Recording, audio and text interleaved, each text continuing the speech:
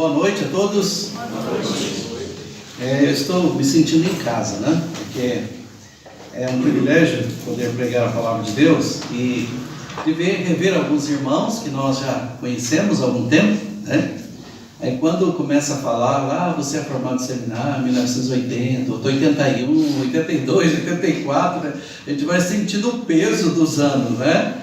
Eu me lembro quando essa igreja começou, era seminarista, ainda na época do pastor Wesley, né, que está com o Senhor, e eu não lembro, eu sei que era uma casa naquela época de madeira, a igreja de Portão que, né, começou aí o trabalho, o pastor Wesley, algumas vezes nós viemos para cá, eu não lembro quanto tempo, eu sei que nós também participamos de alguns cultos aqui, né, e realmente de ver a igreja, ver os irmãos, ver o que Deus tem feito é algo maravilhoso, né?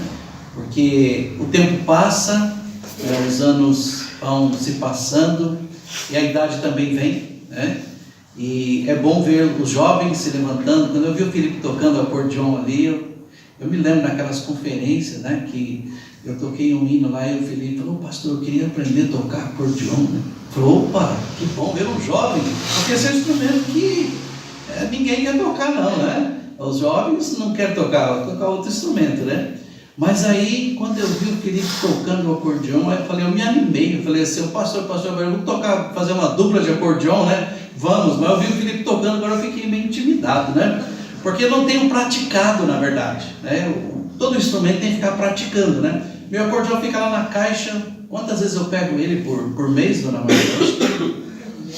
Por trimestre, né? Por ano, quando dá um tempo, aí eu pego o acordeon e começo a tocar.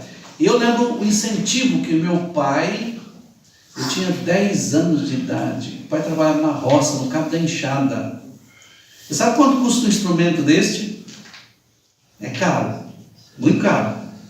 E o pai, com aquela visão de não sei porquê, comprou um acordeon para mim, colocou no conservatório. Lá vai eu, fiquei 2 anos no conservatório. Só aprendi aquele método chamado Bona, nem sei se tem mais. Já ouviu falar de Bona? E fiquei lá com aquelas. E daí, um dia uma esposa de um pastor falou: Jair, chega de gastar tempo no conservatório, eu te dar umas dicas aqui. Me deu umas dicas, aprendi a tocar 4 hinos. Aí comecei a tocar os hinos, né? Fiquei empolgado. E depois indo para o seminário, e daí aprendendo um pouco mais de música. Olha, eu vejo assim algo que a gente tem que incentivar, né? A música. Dou graças a Deus vir aí tocando flauta, né? O violão, o Moanise até hoje toca violão, né? O Moanise já nasceu tocando violão, né? E daí então a gente vê.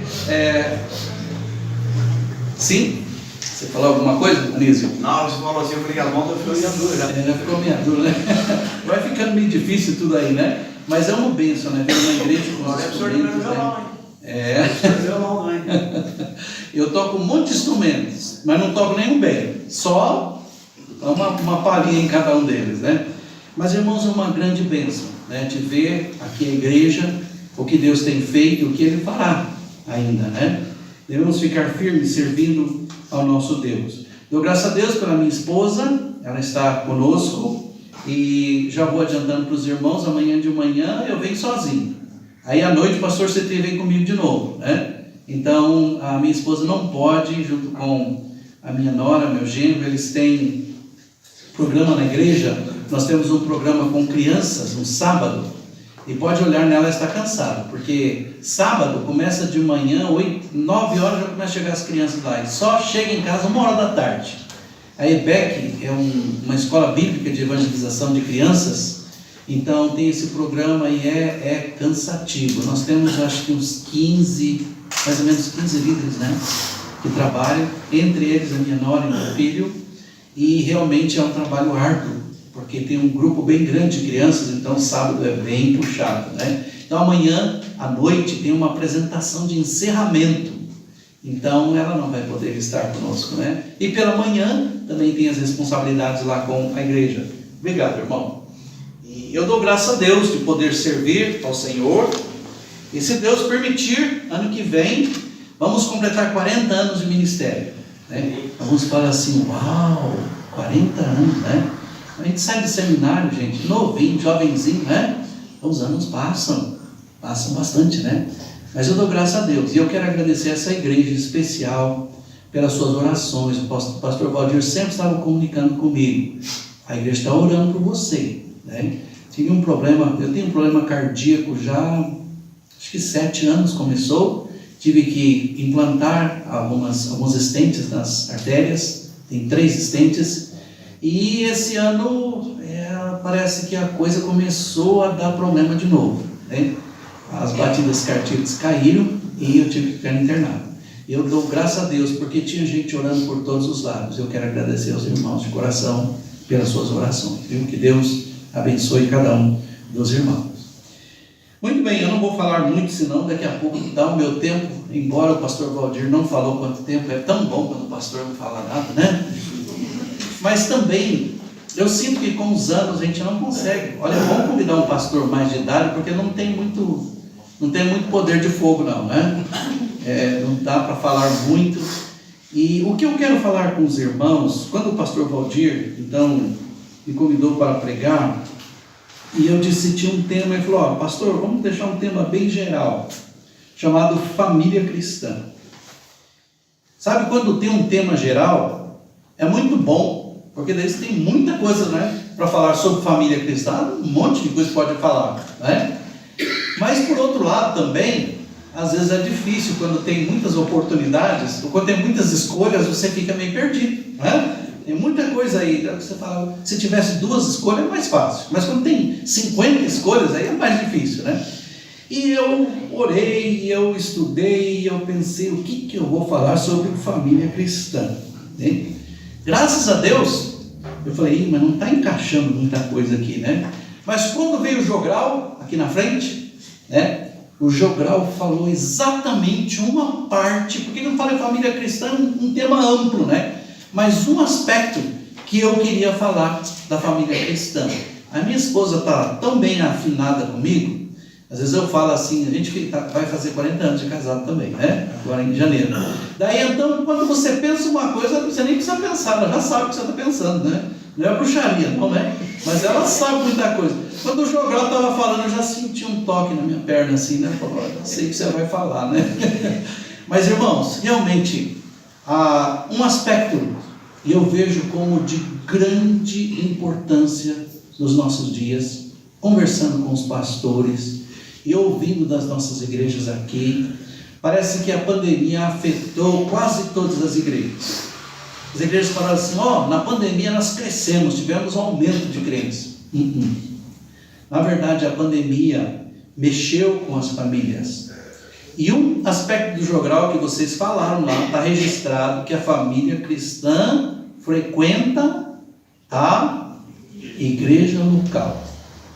E eu quero me concentrar nesse aspecto aqui, sobre a igreja local, a frequência aos cultos. Na verdade, essa mensagem eu desenvolvi, e claro que a gente vai estudando, vai aprendendo mais com os anos, né? Há muitos anos atrás, quando eu peguei um livro de teologia pastoral, e ele colocou lá só o tema da mensagem, e ele dava referência. Teologia pastoral. Tinha um livro, aquele bem antigo, que era apostila ainda, né? E ele deu lá o plano para 3 anos, pregação de 3 anos, escola dominical e culto à noite. E tinha um tema que me chamou a atenção. Mas ele não dava esboço, não, era só o tema. E ele colocou assim, o membro faltoso. João, capítulo 20, versículo 19 a 28. O membro faltoso. Daí eu preguei a mensagem, vários seminaristas pediam um esboço, se alguém pregou, copiou de mim, viu? Mas eu dou esboço, eu não vejo problema, né? Até eu fico muito contente quando alguém pega um esboço e aquilo fica mais firme na mente, né? E no coração. Não vou esquecer, enquanto você está abrindo lá em João capítulo 20, versículo 19, pastor Wesley, que foi pastor aqui, começou o trabalho, né? Certa vez, ele foi nosso professor no seminário. Ele foi em São Paulo, numa reunião, não sei se foi da associação, e ele viajou sábado à noite, chegou aqui domingo de manhã, na igreja. Alguns talvez vão lembrar isso, o pastor Citrinho tem uma mente muito boa. Pastor Cedinho não posso falar nada, que lembra tudo, né? Não tem o CPF da gente e tudo mais. Mas acho que ele vai lembrar isso. O pastor Wesley chegou, então, disse que ele chegou aqui na igreja, não era aqui, né, na igreja, mas ele veio, viajou de São Paulo, chegou aqui de manhã, correndo, deu tempo de tomar café, e ele pegou, falei, agora o que eu vou pregar? Ele pegou um esboço lá, e daí ele falou, será que eu preguei essa mensagem recentemente na igreja? Eu não sei. Ele contando para nós, né? Ele falou assim, agora, se eu pregar, os irmãos estão lembrando da mensagem, eu não sei se eu preguei. De repente ele parou e falou assim, bem, agora pastor, você pode até completar. Se eu não lembro, os membros não vão lembrar. Exatamente. Agora que eu estou falando que ele sabe. Se ele falou, se eu não lembro a mensagem, imagina os membros da igreja. Mas sabe de uma coisa, nós nos enganamos. Tem muito crente que anota a mensagem e coloca até os pontos direitinho ali, né? É igual o pastor Silvio está pregando aqui de novo essa mensagem, né? Mas sabe de uma coisa? A questão é ouvir a mensagem e aplicar para as nossas vidas. Irmãos, não, pastor Valdir não disse nada sobre vocês. Se a mensagem atingir o seu coração, fala, Senhor, me ajude. Porque eu quero tratar justamente sobre esta questão. Se você olha ali, em capítulo 20, versículo 19 até o versículo 28, nós vamos 29, hein? Vamos fazer a leitura, os irmãos podem ficar sentados mesmo, mas olhe bem aqui o que a Bíblia diz. Ao cair da tarde daquele dia, o primeiro da semana, trancadas as portas da casa onde estavam os discípulos com medo dos judeus, veio Jesus, pôs-se no meio e disse-lhes, paz seja convosco. E dizendo isso, lhes mostrou as mãos e o lado. Alegraram-se, portanto, os discípulos ao verem o Senhor. Disse-lhes, pois, Jesus outra vez, paz seja convosco. Assim como o Pai me enviou, eu também vos envio. E havendo dito isto, soprou sobre eles e disse-lhes, recebei o Espírito Santo. Se de alguns perdoardes os pecados, são-lhes perdoados. Se lhes retiverdes, são retidos. Ora, Tomé, um dos 12, chamado Dídimo, não estava com eles quando veio Jesus. Disseram-lhe então os outros discípulos, vimos o Senhor. Mas ele respondeu, se eu não vir nas suas mãos o sinal dos cravos, e ali não puser o dedo, e não puser a mão no seu lado, de modo algum acreditarei. Passados 8 dias, estavam outra vez ali reunidos seus discípulos, e Tomé com eles. Estando as portas trancadas, veio Jesus, pôs-se no meio e disse-lhes, paz seja convosco. E logo disse a Tomé, põe aqui o dedo, e vê as minhas mãos. Chega também a mão e põe-na do meu lado. Não sejas incrédulo, mas crente. Respondeu-lhe Tomé, Senhor meu e Deus meu.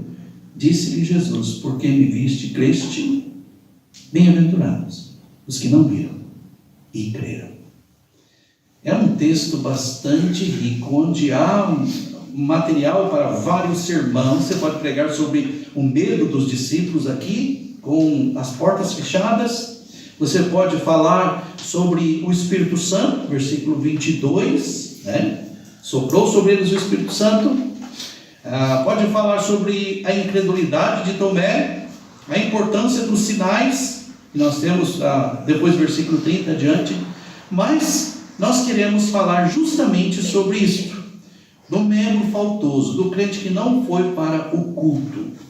Eu entendo que muitas vezes, e até eu já faltei no culto, muitas vezes uma pessoa não vem para o culto. O problema não está em ela faltar no culto, mas a razão pela qual ela faltou. Eu nunca vou esquecer de uma criança bem pequena, tinha uns 3 anos, e ela chegou domingo de manhã junto com a avó. E não viu os pais dela. E eu perguntei, cadê o papai e mamãe? Ela regalou um olho bem grande para mim e disse, pastor, eles brigaram. E eles não vieram para a igreja. Criança, nota 10. Fala a verdade. Não tem segundas intenções. Fala a verdade, né? Brigaram, papai e mamãe brigaram, não vieram para o culto. Tá bom. Chegou a noite, Lá veio o casal e a menina, né? Ô, irmão, senti a sua falta no culto. Geralmente a gente fala isso, né? Eu não veio de manhã. O que aconteceu? Aí o marido falou assim, tive um probleminha lá, mas está tudo certo. Não falou já, um probleminha, né? Já amenizou a coisa. Mas a questão, irmãos, é quando alguém falta, quando alguém não vai para a igreja, nós ficamos com aquela pergunta, por que não veio? O que aconteceu? Né? Por que o crente não vai para a igreja? Os discípulos estavam reunidos, né? Versículo 19, primeiro dia da semana, domingo, trancadas as portas, estavam com medo dos judeus. Lembra que o acontecimento aqui era logo depois da morte do Senhor Jesus Cristo, e eles ainda não tinham tido um encontro com o Senhor ressurreto. E então o que acontece? Nós vemos eles com medo, e os discípulos mesmo com medo, e aqui eu tiro meu chapéu para eles. Mesmo com medo, portas trancadas, mas estavam o quê? Reunidos. Sabe, uma família cristã deve valorizar a sua igreja local. Não deve faltar por qualquer coisa, por qualquer culto. Seja o culto de oração, seja o culto da escola dominical, seja o culto à noite. Talvez, vamos dizer assim, o grande desafio que eu gostaria de deixar aqui é: vá à igreja, não falte no culto. Hebreus 10, 25, eu nem preciso citar, né? Não deixemos a nossa congregação, né, como é costume de alguns, né? Agora, já naquela época, tinha o quê? Pessoas que faltavam, pessoas que não iam, pessoas que deixavam de ir na congregação. Então, quando eu falo sobre isso, você faz uma pergunta, mas por que eu não posso faltar? Olha, eu vou olhar aqui junto com os irmãos, e eu acho que você vai ver de uma maneira bem clara aqui o que aconteceu, o que é que uma pessoa perde. Claro, quem é o que faltou o culto aqui?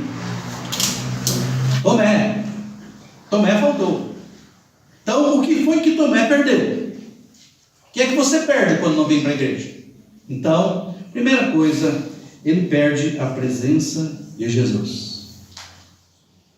Não, pastor, Jesus pode estar comigo, mesmo em casa, e eu aqui na igreja. Ou, eu estando numa viagem, claro, nós sabemos que o Espírito Santo habita em nós. E a presença de Jesus está em nossa vida, não é verdade?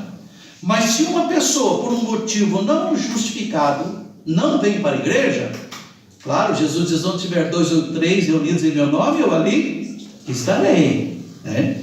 Se ele então desobedece ao Senhor, então ele está perdendo a presença do Senhor Jesus Cristo. Sabe, é muito importante quando uma pessoa está em comunhão com Deus, e quando ela, de uma maneira tão assim gostosa, está na igreja, e ela vê a comunhão dos irmãos. Vamos tocar sobre comunhão, né? Mas a presença de Jesus faz uma diferença em nossas vidas. Você não sabe explicar, nem eu, mas quando você vem para o culto, sua família vem, assiste o culto na igreja, e você participa, você ouve, você canta, você ora, você fala com os irmãos, tem comunhão com os irmãos. Quando você vai para casa, você não sabe explicar, mas uma alegria toma conta do nosso coração.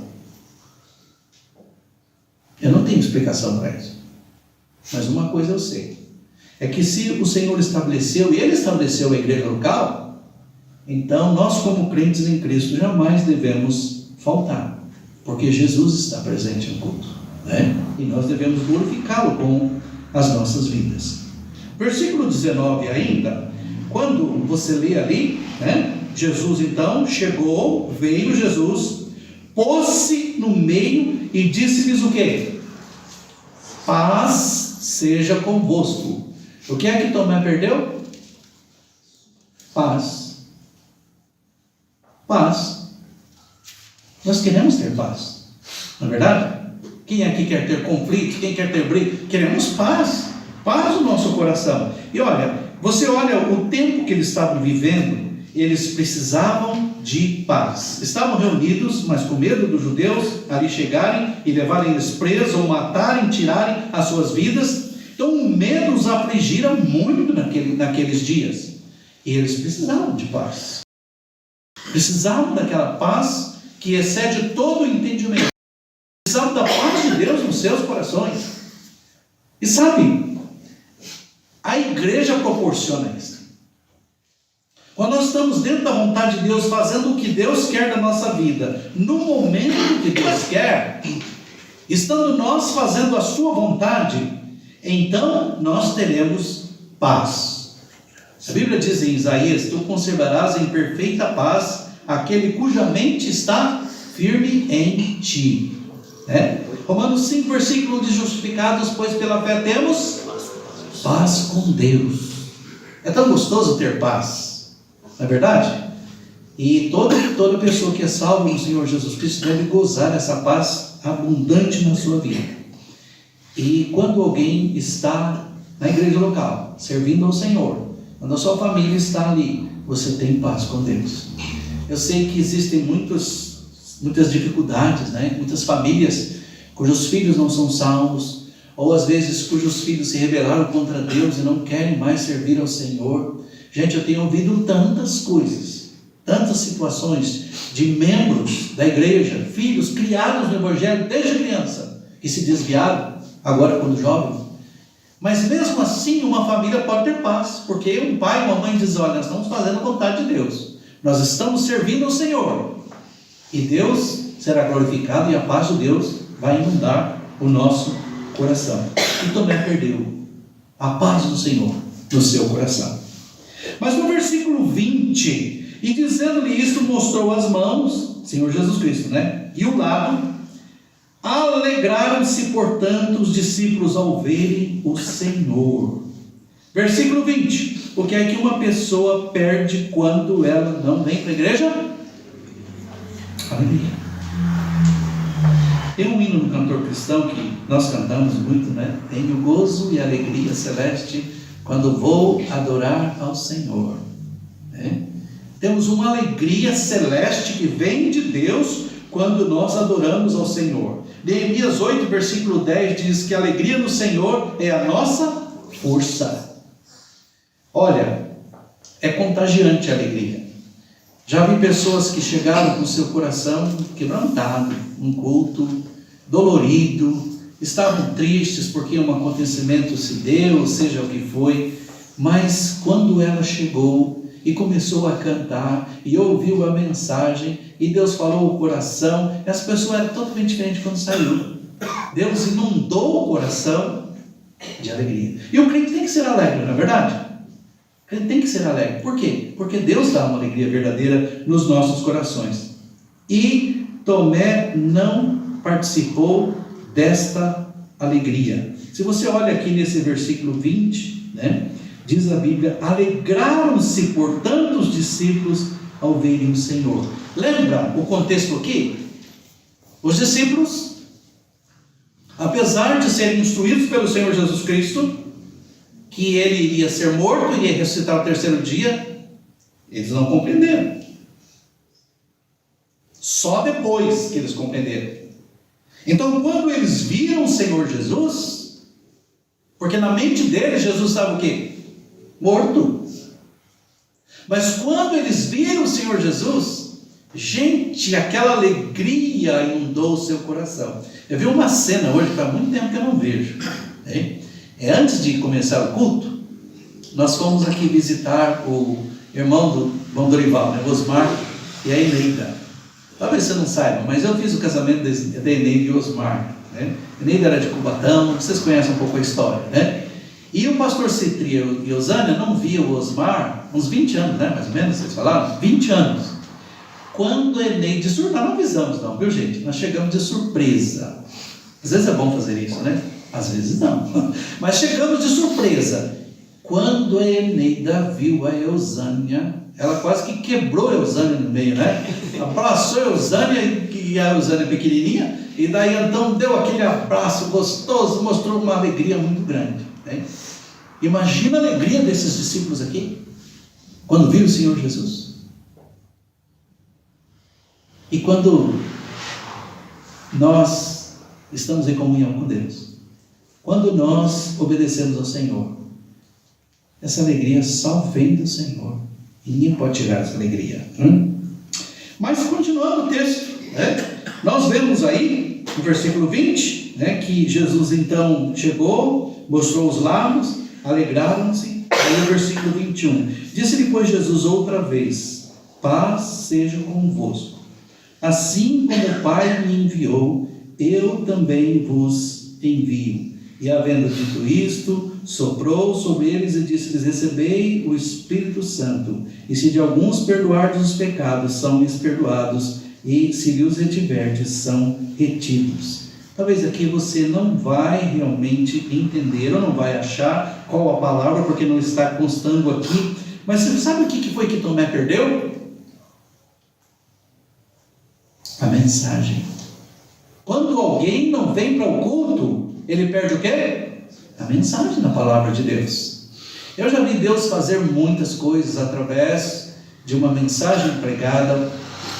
Eu já vi um homem chamado seu Zezinho sair lá do seu banco e vir chorando para frente. Acho que o pastor sempre conheceu o seu Zezinho lá da Graça, em Uberaba, E daí o seu Zezinho aceitou Jesus naquele culto. E olha, se um homem chora, dá crédito, viu? Mulher chorar não dá muito crédito, Mas se um homem chorar em público, olha, não é tão fácil. Eu sei que tem alguns que são chorão por natureza, Mas o seu Zezinho frequentou a igreja 8 anos antes. Eu fiquei só 4 anos na igreja lá. Mas o seu Zezinho já frequentava a igreja de muito tempo. E esse homem é um mineiro, sabe aquele mineiro do coração duro? Era teimoso, seu Zezinho era difícil. Mas ele assistia todo o culto à noite na igreja. Um dia eu preguei, seu Zezinho saiu do lugar dele chorando e veio para frente para fazer sua decisão. O seu José, tinha muito José na igreja, O seu José, pai da Clemilda, o seu José estava chorando no primeiro banco. Depois que ele veio na frente, eu cheguei e falei assim, tive uma ideia. O seu José, fale com o seu Zezinho, tem um privilégio, O seu José, cabeça baixa, eu me lembro dele. Não, pastor, não. Eu orei 8 anos, chorando. Eu orei 8 anos pelo seu Zezinho. Eu não tenho condição de falar com ele, estava tão emocionado. Foi interessante, porque durante a semana a notícia espalhou. E aqueles irmãos que faltaram no culto perderam a mensagem, perderam o grande privilégio de ver um homem aceitando o Senhor Jesus como seu Salvador. Olha, quando eu lembro desta cena, eu fico emocionado também, porque o que Deus pode fazer através da pregação da sua palavra é algo maravilhoso.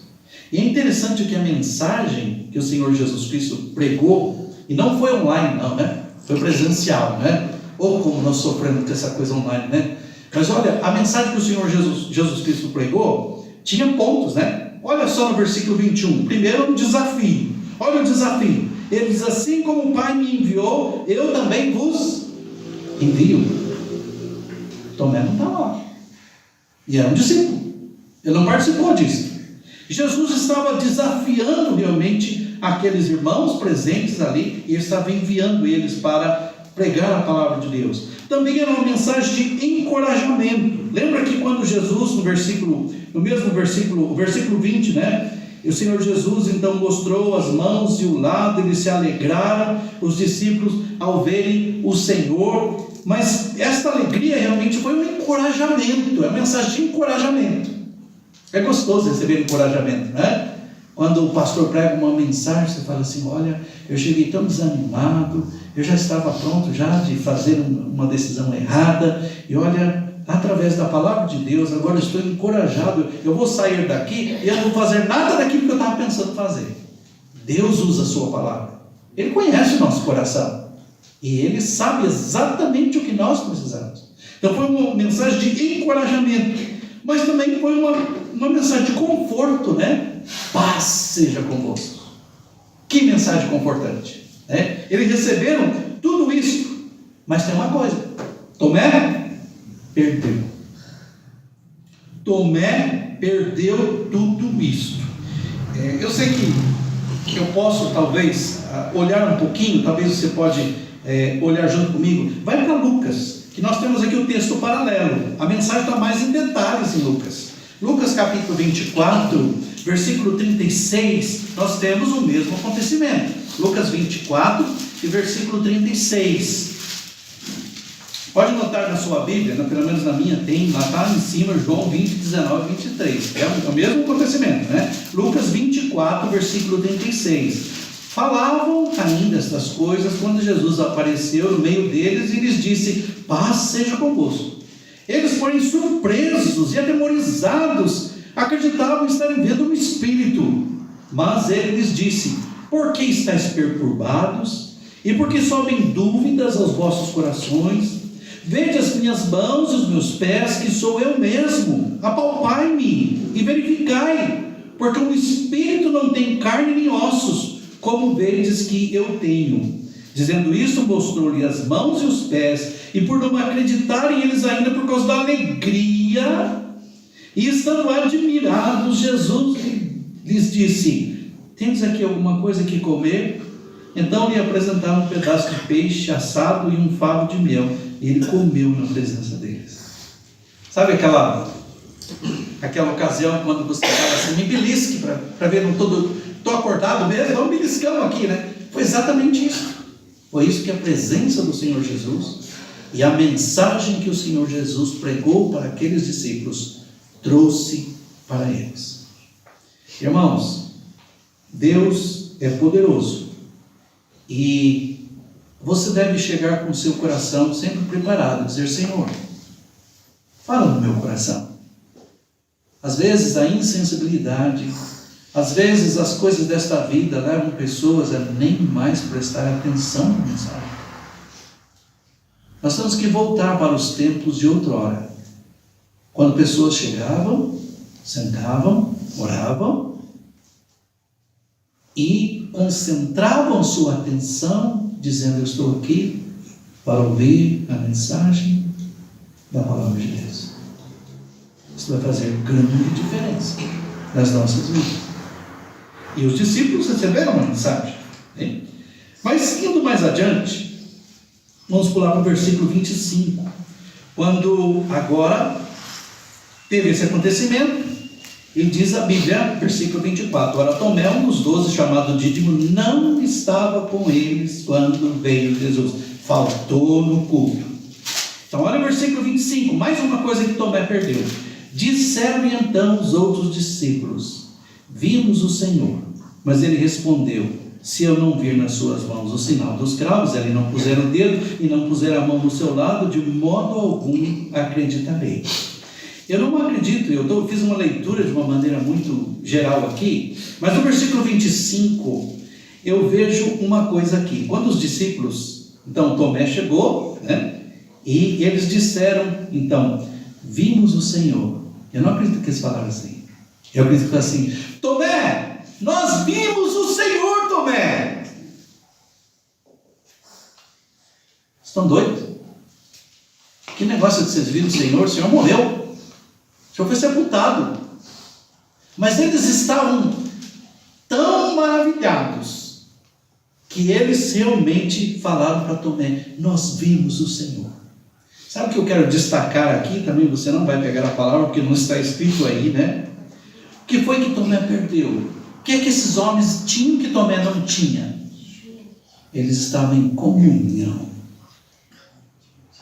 E essa comunhão dos discípulos fez uma diferença tão grande nas suas vidas que eles não estavam mais com medo, não estavam mais tristes, não estavam cabisbaixos. Eles estavam alegres e aquela comunhão com o Senhor fez uma grande diferença. Irmãos, comunhão é uma palavra muito ampla, mas é algo tão necessário na vida da igreja. No livro de Atos, capítulo 2, no versículo 42, a Bíblia diz que eles perseveravam na doutrina dos apóstolos, na Comunhão no partir do pão. Comunhão faz algo na nossa vida que também nós não sabemos explicar, que deixa uma alegria muito grande. Igrejas, quando acaba o culto, que todo mundo vai para casa, e em 5 minutos, quem fecha a igreja, fecha logo a igreja, tem alguma coisa errada. Você pode ser uma grande bênção na vida do seu irmão.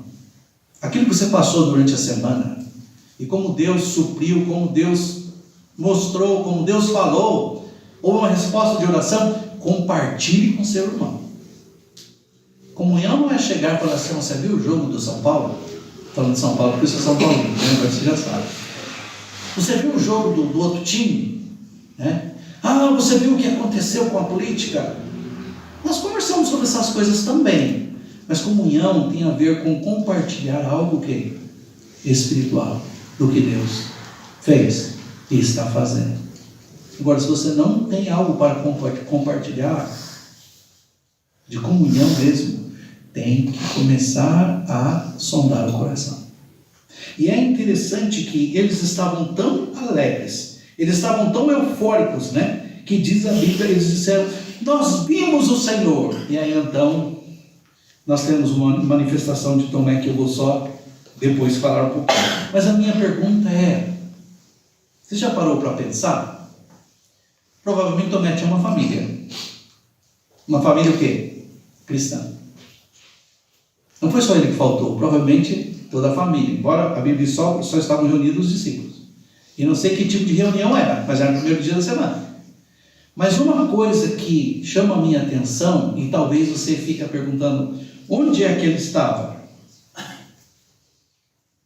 Por que ele não foi naquela reunião? E ao fazer essas perguntas, nós também perguntamos: como é que ele estava se sentindo? Não precisa responder a pergunta que eu vou fazer, tá? Você já faltou na igreja por um motivo não justificado? Não precisa responder. Eu pergunto: como é que você se sentiu? É interessante, irmãos. Eu não estou falando para atacar vocês. Não me entenda mal. Mas em nossa igreja há pessoas que faltam nos cultos. E depois da pandemia, então, a coisa piorou. E sabe o que muitas pessoas, quando faltam nos cultos, eu tenho certeza, se é um crente em Cristo, e talvez você pergunte: pastor, é pecado faltar no culto? Se há uma ordem de Deus, claro que é pecado. Mas se uma pessoa falta e ela perde, muitas vezes ela tenta justificar a sua falta. E muitas vezes não há uma justificativa. Eu gosto de fazer uma comparação assim. Ah, fulano de tal não veio na igreja, estava doente. Claro, se eu estou doente, como é que eu vou chegar na igreja, não é verdade? Mas o que é doente? No dia seguinte, a mesma pessoa está doente, mas ela vai para o trabalho. Ah, choveu, pastor. Domingo passado caiu uma chuva. Não sei se aqui caiu uma chuva para mim pesada, né? Choveu, pastor. Não fui para a igreja porque choveu. Talvez alguns diriam assim: ai, graças a Deus essa chuva para justificar a minha ausência, né? Não. Você tem que lembrar uma coisa: não é um pastor que você vai agradar ou justificar. Você tem que pensar uma coisa: a minha vida, ela é diante de Deus. Diante de Deus. E sabe uma coisa? A comunhão é algo tão necessário. Se você faltar no domingo, se esperar até a quarta-feira, culto de oração, até o outro domingo, sabe o que vai acontecer? O seu coração, se estava longe de Deus, não estava em comunhão, ele vai ficar mais frio. E você sabe o que acontece quando alguém falta a um culto? O outro culto fica mais difícil de vir ainda. Ah, pode ter certeza que Satanás vai arrumar uma coisa para atrapalhar. Vai arrumar. Deixa eu me dar um pequeno testemunho aqui. Eu perguntei para o pastor Valdir e ele falou: a gente vai ficando velho, a gente vai ficando esquecido, né? Primeira coisa. Eu falei, pastor, mas já deu testemunho na igreja? Ele falou, pastor, já deu. Então, deixa eu descartar aqui. Embora eu já dei 3, 4 vezes na nossa igreja, né? Mas só uma coisa que eu gostaria de dizer para os irmãos. Quando meu pai se converteu, e o maior testemunho para a minha conversão foi do meu pai, viu? Família cristã. Olha, eu choro lá por dentro quando eu lembro do meu pai. Eu não posso falar que realmente eu me emociono. Porque quando meu pai aceitou Jesus, morava na roça, né? E eram mais ou menos 12 quilômetros da roça até a igreja. E meu pai não faltava culto, não. Colocava, eu era o caçula, colocava eu no cangote aqui, né? E lá vai para a igreja. Passava por meio do mato. Me lembro que a minha irmã tinha medo de mandruvá. Sabe o que é mandruvá? Tipo uma lagarta, né? E a minha irmã chorava, ela empacava, eu disse, eu não vou passar debaixo dessa árvore, está cheio de mandruvá. E ela cortava pelo outro lado, dava a volta. Mas nós não faltávamos culto. Acordávamos de madrugada, escuro, a mãe matava a galinha, limpava, sabe todo o processo como é, né? Fazia o almoço, nós almoçávamos, enchíamos o bucho, porque nós íamos voltar só 2, 3 horas da tarde. Porque era andando mais de 2 horas para chegar na igreja. Imagina uma família cristã indo para a igreja, com 2 crianças pequenas, 2 adolescentes e o pai e a mãe. Não faltava culto. Irmãos, é só o amor de Deus que nos leva a amar nossa igreja local. É o amor de Deus. E você quer ver um pastor feliz? É um pastor que pode contar com o crente. Chova, faça frio, faça sol. É maravilhoso. É maravilhoso. Mas não só o pastor. Não é para agradar o pastor que você vem, né? O nosso Deus é um Deus que merece da nossa parte realmente uma vida dedicada a Ele. Uma vida que ama ao Senhor. Mas eu vou virar a moeda. Não vou dizer mais muita coisa, né? Mas eu vou virar a moeda aqui e nós fizemos uma pergunta. O que foi que Tomé perdeu? No outro lado da moeda, o que foi que Tomé ganhou? O que foi que ele ganhou por faltar o culto? Bem, eu nem preciso dizer, porque você pega logo aqui no versículo 25, né? Disseram-lhe então os discípulos, vimos o Senhor, mas ele respondeu, se eu não vir nas suas mãos o sinal dos cravos, e não puser o dedo, e não puser a mão do seu lado, de modo algum acreditarei. Ele ganhou mais incredulidade.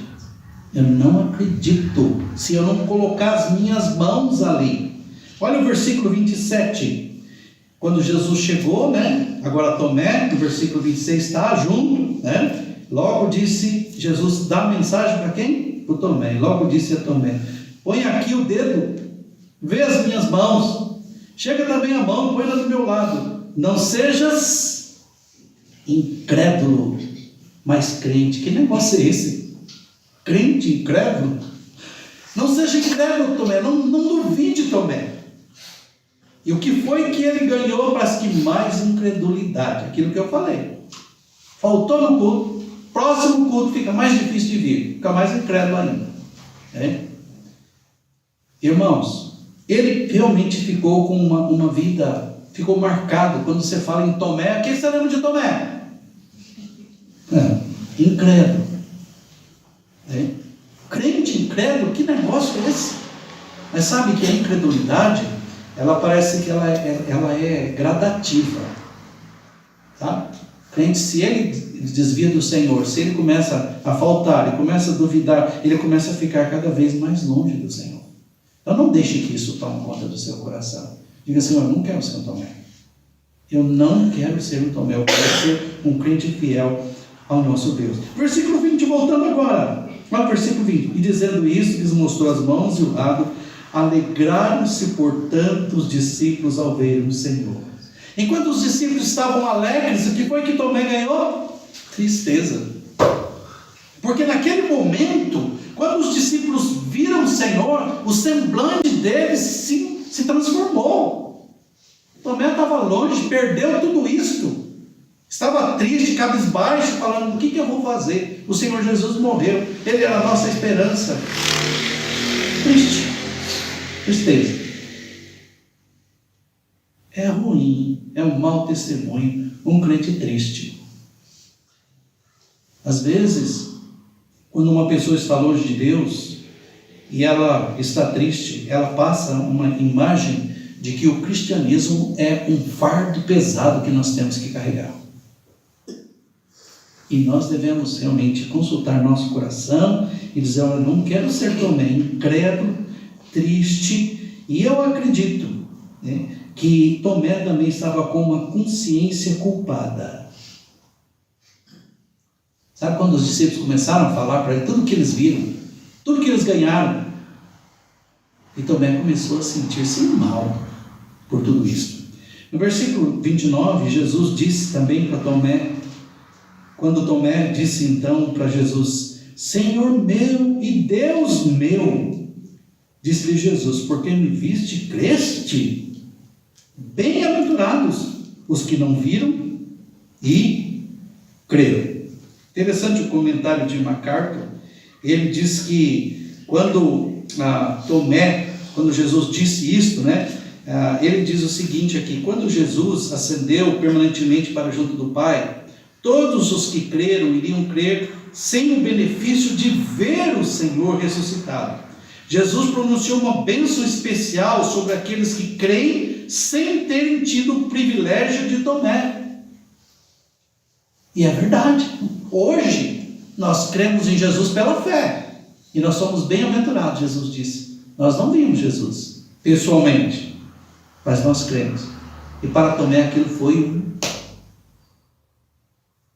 muito forte. Não é porque você me viu que você crê, mas bem-aventurados aqueles que não viram e creem.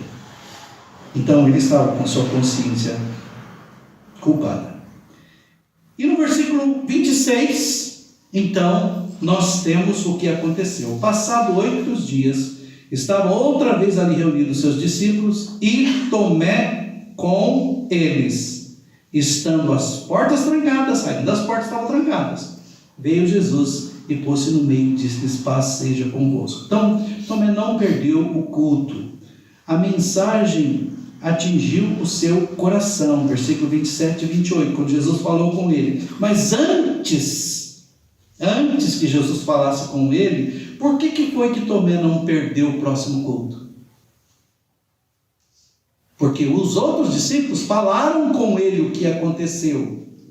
Os outros discípulos especificaram para ele e desafiou ele. Eu gostaria de concluir aqui com uma palavra, um desafio pessoal.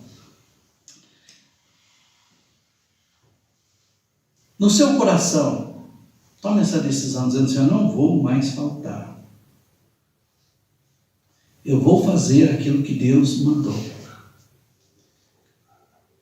Certa vez eu estava na igreja e uma senhora estava sentada no banco e, como sempre, eu abri a igreja e ela era a primeira a chegar, mas ela entrou e eu cheguei para ela e ela estava cabisbaixa.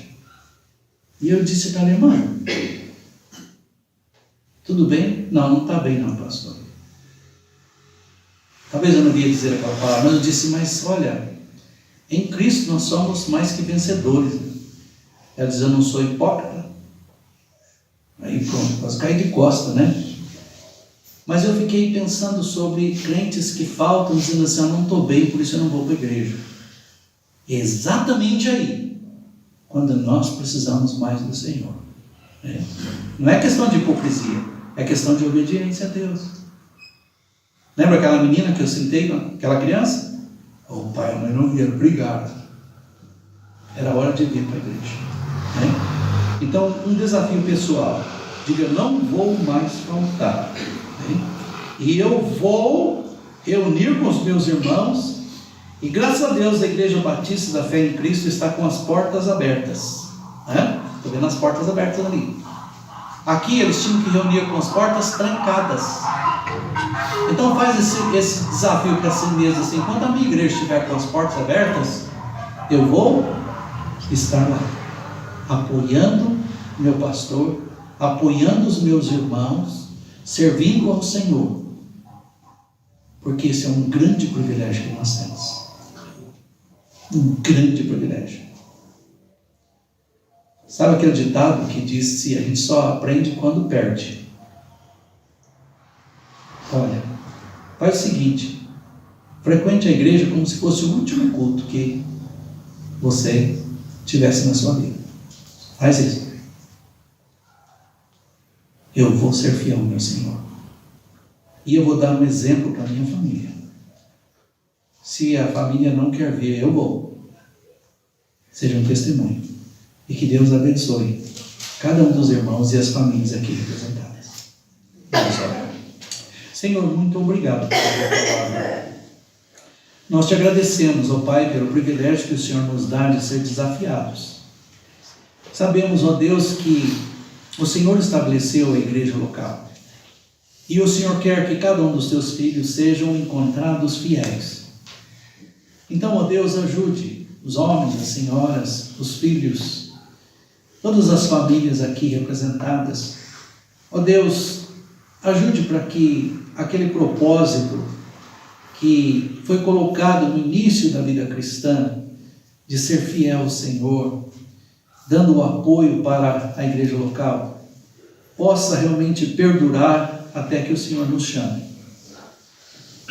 Que possamos, ó Deus, como teus filhos, amar o Senhor e participar, ó Deus, do privilégio que o Senhor nos dá e das responsabilidades que o Senhor nos dá também de poder ser participantes na igreja local.